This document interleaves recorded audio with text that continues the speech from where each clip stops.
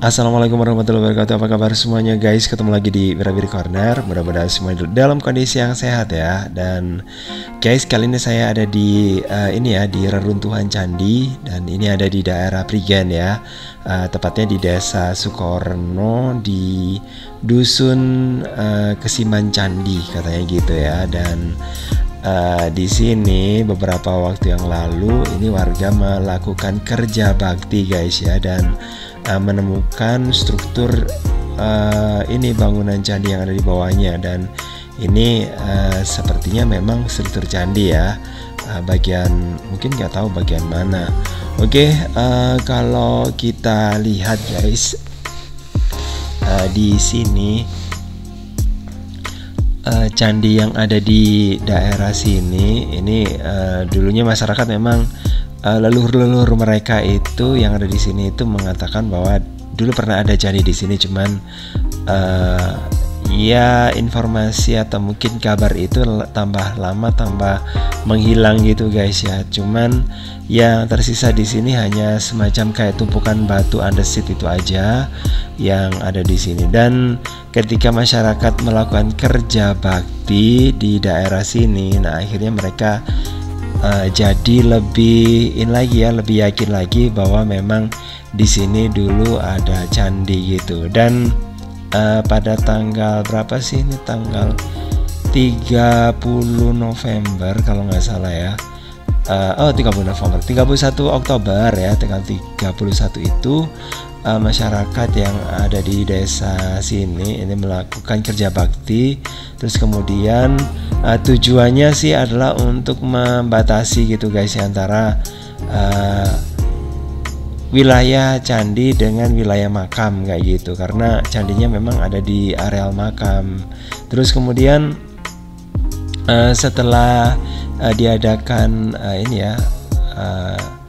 kerja bakti itu dan kemudian dibangun semacam kayak fondasi gitu, akhirnya masyarakat menemukan di sebelah sini atau di daerah sini ada temuan yang tambah lama tambah dalam gitu ya untuk candinya sendiri gitu. Dan akhirnya ya kegiatannya dihentikan dan dipanggillah orang-orang dari tenaga arkeologi gitu guys ya, dari Trowulan gitu, supaya mengecek kondisi yang ada di sini. Dan kebetulan guys, setelah dicek gitu ya, ternyata di sini memang dimungkinkan untuk ada candi ya. Dan bukan dimungkinkan ada candi ya, tapi dimungkinkan untuk digali atau diteliti lebih lanjut gitu ya, supaya diketahui apakah ini merupakan peninggalan dari kerajaan mana, atau mungkin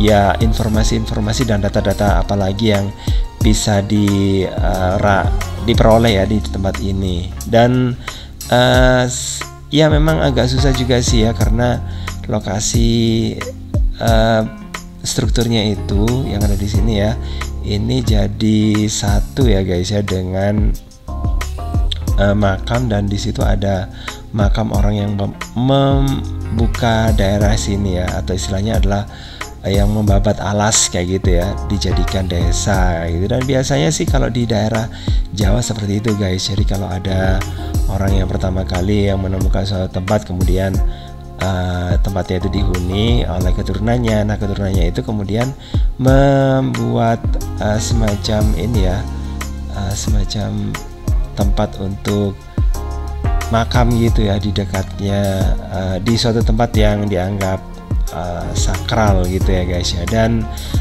kemungkinan juga tempat yang dijadikan untuk untuk makamnya adalah area di candi, karena memang sih nggak cuma di sini saja ada candi yang jadi satu dengan area makam gitu ya guys ya, makam dengan candi.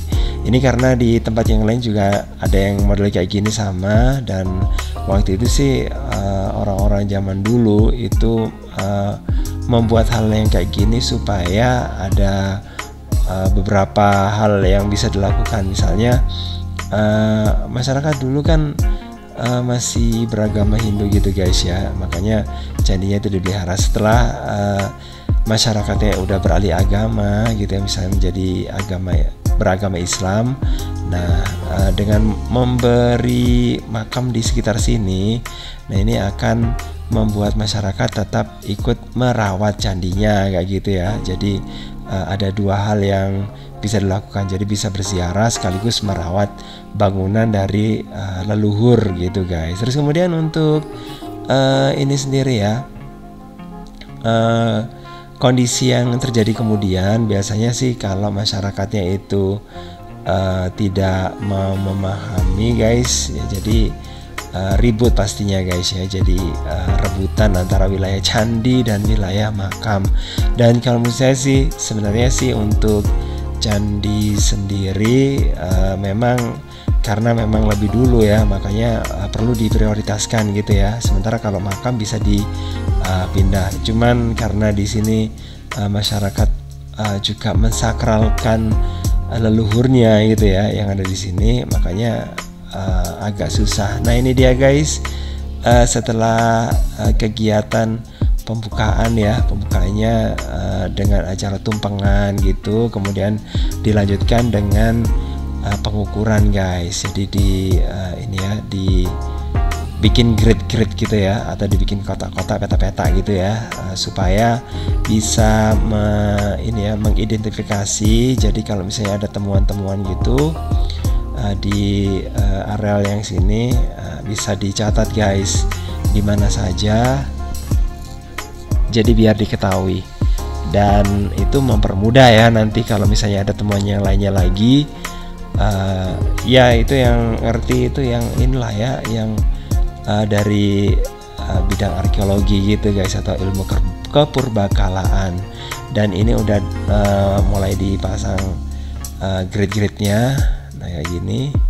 Nah, terus kemudian di sebelah situ itu yang digali sama warga ya guys ya, itu nanti akan dicoba untuk dibuka gitu sama arkeolog dari Trowulan ya, dari balai ini pokoknya